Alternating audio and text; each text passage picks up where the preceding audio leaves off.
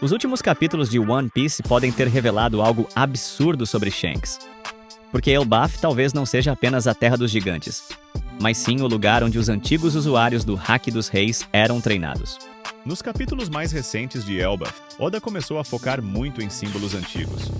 Honra guerreira e principalmente no respeito absurdo que os gigantes têm por Shanks. Mas já paraste para pensar, por que Shanks é tratado quase como uma lenda em Elbaf? Não parece amizade comum, parece reverência. E isso pode revelar algo gigante sobre o passado dele. Porque existe uma teoria absurda crescendo no fandom.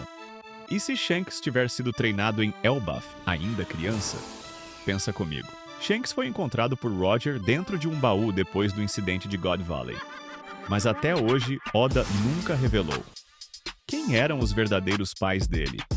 Porque os Gorosei respeitam Shanks? Ou porque ele consegue parar guerra sozinho? E agora, em Elbaf, tudo começa a te fazer sentido.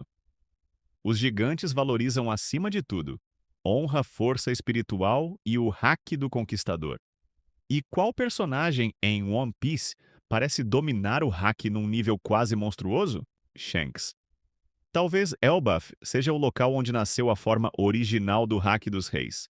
E isso explicaria por quê. Joy Boy Roger Shanks e agora Luffy parecem compartilhar uma mesma vontade, mas a parte mais insana vem agora.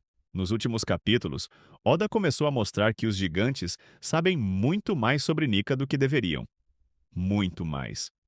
Quase como se Elbaf tivesse protegido a história verdadeira durante séculos. E se Shanks descobriu tudo isso antes mesmo de Luffy comer a fruta? Isso mudaria completamente a história. Porque talvez Shanks não tenha apostado em Luffy por acaso.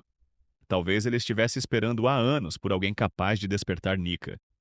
E talvez Elbaf tenha sido o lugar onde ele descobriu quem Joy Boy realmente era. Agora pensa nisso.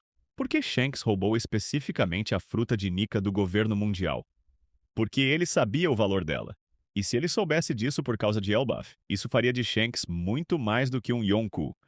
Ele seria alguém carregando a verdadeira missão de Joy Boy desde o início.